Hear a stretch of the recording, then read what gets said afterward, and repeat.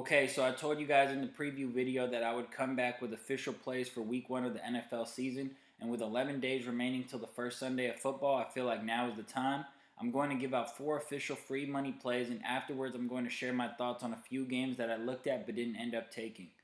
Alright, so let's go. Starting off with the money plays, my first official pick of the NFL season is the Houston Texans plus 8 against the Colts. The Texans are at home, getting over a touchdown against a divisional opponent. The Colts have not won a week 1 game since 2013. The Texans have new energy in the building with Lovie Smith, a coach who believes in his quarterback Davis Mills, who honestly is a little underrated if we're being honest. Davis Mills isn't an elite QB, but he can make a few plays, and this Houston defense is very competitive and will make it as tough as they can for Matt Ryan. The spread last year between these two teams was Colts minus 10, and they covered it both times with ease. You would expect the spread to go up higher with Matt Ryan, but Vegas has actually now brought the line down to 8, indicating strength towards this Houston roster in this spot. Texans keep this game close. Texans plus 8 official play. The second pick of the season is none other than the Atlanta Falcons plus 5.5. Another team getting a ton of points at home against a divisional rival. These two teams always play against each other tough, and truthfully, without Sean Payton and with Winston coming back from injury, I'm not quite sure what to make out of this New Orleans offense. What I do know is the Falcons have Marcus Mariota, who isn't the best quarterback, but he is a dual threat who can keep the defense on their toes, especially in a week 1 spot where you don't know what to expect.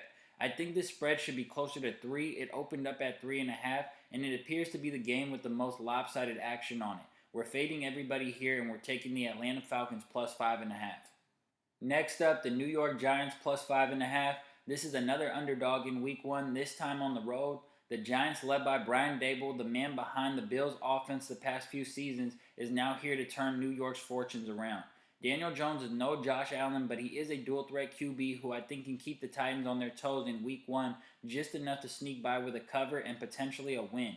Saquon Barkley is back to help the offense, and New York does have some talent on the defense, but this pick is just as much a buy on the Giants as it is a fade of Tennessee. The Titans have some serious questions going into this season. How will Henry do coming off injury? How long is the leash on Tannehill before the young QB gets in? Can Tennessee's defense be as productive as last year even after losing pieces? Does the L last year against the Bengals still linger in the locker room?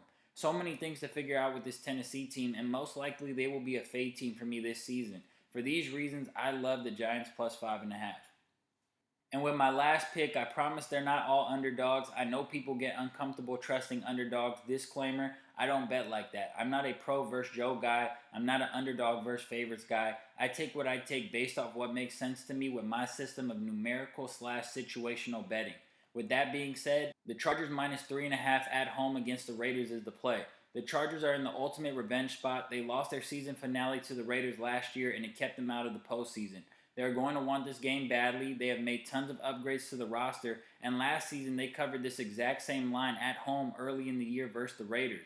But ultimately, it all boils down to this. Justin Herbert will be more comfortable behind his O-line and with Austin Eckler as a safety vault than Derek Carr will be behind his shitty O-line going against Joey Bosa and Khalil Mack. Crosby and Chandler will wreak havoc at some point in the game, but give me a semi-comfortable Herbert over a distressed Derek Carr. Chargers minus 3.5 is the play. Those are my 4 official plays. Here are some other things I wanted to talk about quickly. The Detroit Lions plus 4 at home was real close to being an official money pick. They're coming off a terrible season, but they played extremely hard for their head coach, and they covered at a high rate. They're at home getting more than a field goal against a Philly team that hasn't proven they deserve to be favored. Overall, if I was a little more confident in golf, I probably would have took Detroit, but Jalen Hurts has amazing intangibles, and I can see him pulling this game away late if he has to. The Miami Dolphins minus 3 interests me a little bit because I do believe they have a much better roster. Obviously, the Patriots have the better coach, and most would agree the better quarterback, but with a new scheme that will include more effective running plays and with so many new weapons on offense, I just think Miami at home may be too much to ask for out of a New England team that has looked horrible in the preseason. Just horrible. I try not to make a big deal out of the preseason, but it's hard to ignore all the talk about how bad New England is. For these reasons, I lean Miami, but can't quite get all the way there. Maybe I need to see Tua do it first. Next, the Green Bay Packers minus 2 at Minnesota is the definition of a Joe pick, but guess what? I don't care. The sharps, the professional bettors, the guys like me who get on YouTube and tell you who to pick, they all love the Vikings, but I have 2 points in response to that. As much as people love to shit on Rodgers and LaFleur, the Packers' record in the regular season when the two of them are together is incredible. We have to remember, Rodgers was out in that L against the Chiefs last year and only played in the first half in that L against Detroit. That makes him 13-2 last season, and somebody can fact check this if I'm off, but I believe that makes Rodgers and LaFleur like 39-8 or some crazy shit like that in the regular season games together. It's a proven system, and on the other hand, as much as people hate on Zimmer, you can't deny he was good against Green Bay, and you can't assume a new coach just figures out Green Bay first day on the job. This just feels like the game that the try-hard expert guy loses and the average Joe who bets just because it's Aaron Rodgers wins. Lastly, the Carolina Panthers minus 2.5 at home is one that I really loved initially. Baker revenge game, Watson out, Christian McCaffrey is back. Matt Rule really needs this game with a job teetering on the line. This is a game that if I rushed, I would have bet. But taking a step back and removing my emotions from it, I just think the Browns have the better roster, the better coach, and they have a QB who is streaky in Brissett. I saw the Browns compete in games last year with Case Keenum. I know Kevin Stefanski can put his team in a position to win. And although I love the Baker revenge game narrative, I don't want to just auto-force the play. The more I talk about it, the more I even lean Cleveland. But ultimately, this is a game I would stay the hell away from because I can make arguments on both sides.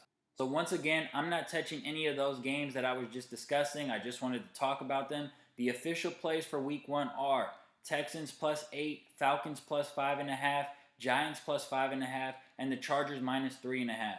Thanks for watching. Get in the comments and let me know what you guys think, who you like week 1. Best of luck to you all. I want to bury the bookies this season. Make sure to like and subscribe. Share the videos. See you guys week 2. Peace.